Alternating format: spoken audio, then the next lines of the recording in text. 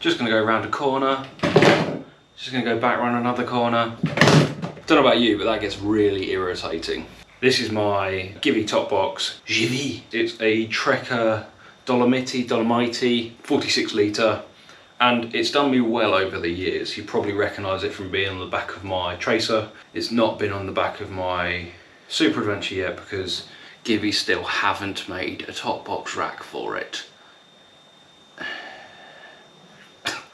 But that is really irritating, and it has wrecked the inside of the top box. A couple of months ago I was sitting there just watching YouTube as I normally do on like a Sunday evening, and Richie Vida uploaded a video essentially answering all of my prayers.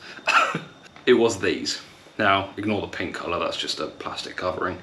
These are top box dividers made by a guy called the Top Box Divider Man. They are quite thick cut perspex plastic, and they're like laser cut with various different options. You might not be able to see because I've got a massive light in my face. The idea behind these is you mount these in your top box, and it gives you two of these, some massive sort of dividers. I'm going to say dividers like 52 times. Maybe I should put a divider counter in the bottom corner. I don't know why Givi and Shad and all the other companies don't do them from factory. Such a good idea. Richie Vida uploaded the video, almost immediately followed the guy on Instagram. I'll put all his information in the description and along the bottom here. I followed him on Instagram, pinged him a message and said, mate, do you do them for my top box? And he went, unfortunately not. I think he's just like a normal guy. It's not a business or anything like that. He just makes these out of his own time, came up with the idea, and he just makes these for individual top boxes, but he has to measure them up and all that kind of thing. The other day, went on my Instagram, lo and behold, see this post, he's just started doing them for my top box, pinged him a message straight, literally that second, and went, can I order them? How much are they? 20 quid. That's it. 20 quid posted. I was like, you sure? Yeah. So in this video, I'm going to put these in, so join me if you're interested. Now, before we get started, this is my top box, as you can obviously see. Little cheeky creep cloverleaf sticker there.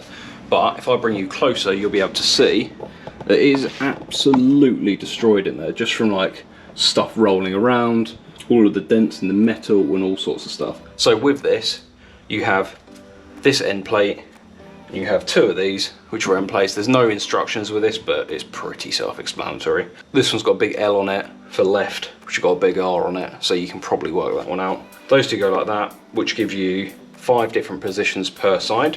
So this one, it's a bit of a telltale sign where the sticky pads are. That goes there.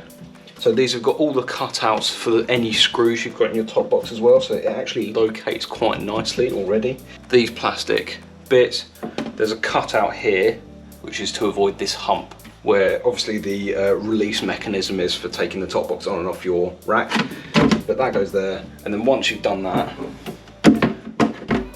these go in each side, and then they essentially locate in one of these holes and the corresponding one on the other side. And then you can get 3 sections. So you can either do it so they're all on one side, so you can have them both over here, you can have one there, and then another one there if you want to have one big section and 2 smaller sections. I'm going to have one probably like that to give me enough room in this side, and then I'm going to have 2 smaller sections so I can put chain lube and bits like that without that sort of banging around. So let's get fitting. First port of call, we're just going to give these surfaces a wipe down with non-greasy stuff.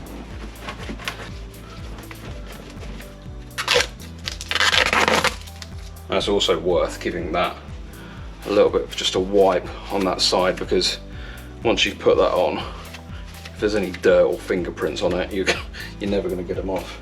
Pull the adhesive pads cover off. You probably won't be able to see, but there's a nice ridge here. And this is the right side, so I'm just going to put it up against that ridge.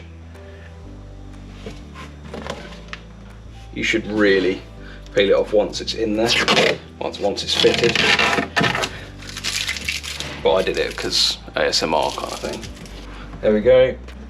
Fit that in, give it a big old squeeze. Pull that off. Now these, they're not completely rock solid. You obviously need that little bit of freedom to be able to pull them out and move them around. So there you go. You can put them in and take them out quite easily. Go straight into the middle one and then just give it a shove. And it goes into the middle. There we go, that's actually gone in really nicely. That goes in there. That moves across. Happy days. Which now means, if I want to take this shell can away, I can put it in there and it won't move around. Oh yeah. So as I said, you've got 5 sections on each side, 5 different options. And if I turn back this way, you've got the same this side, which is really useful. These are obviously the cutouts for the screws. And the other thing that's quite nice, it's underneath the surface, like the lid of the top box. If you want to put stuff down the bottom and then still lay something big over the top, like a laptop or whatever, you've got a good 2 or 3 inches above the top of that, or 6 as I tell the missus, to be able to still get stuff in. To be fair, I definitely think they're worth more than 20 quid. If he said these were £35 delivered, I'd have still taken them. So you can put your prices up now because I've already bought them. Absolutely fantastic, really simple idea. I wish they were available sooner because obviously it's already kind of damaged the top box, but this is going to stop a lot of the rattling around, which is amazing. He does them for a few different top boxes now. They're only the metal ones because obviously the plastic ones are difficult to stick stuff to. And they're kind of weird shapes as well. If I bring you over and show you Emma's top box, for example, there's no real way you're going to get a nice bit of plastic to follow that curve. So there you go, really short video today, but I think that's going to do me wonders. I will leave all of the links in the description to his social media pages. If you scroll back through the Instagram page, you'll be able to see which top boxes he does them for and which ones he doesn't. If you are watching this top box divider man, thank you very much. It is absolute gold, I love it. Thanks for watching, and I will see you in the next one.